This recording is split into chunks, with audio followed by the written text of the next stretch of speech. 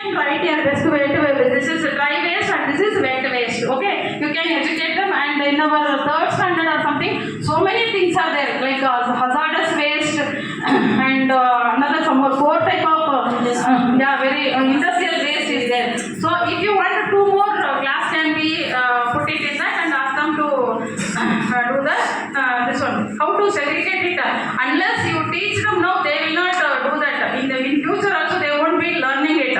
So this is made of glass, and then this is brass. Okay, so our third standard is having this lesson like different kinds of materials and how they be used. And what do you say for this? Porcelain. Okay, porcelain.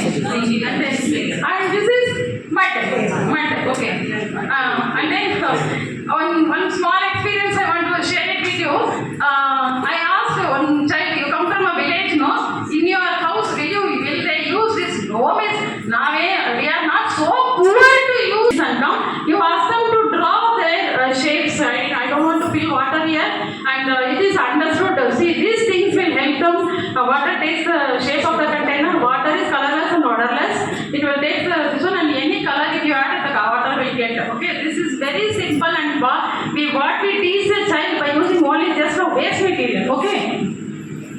Now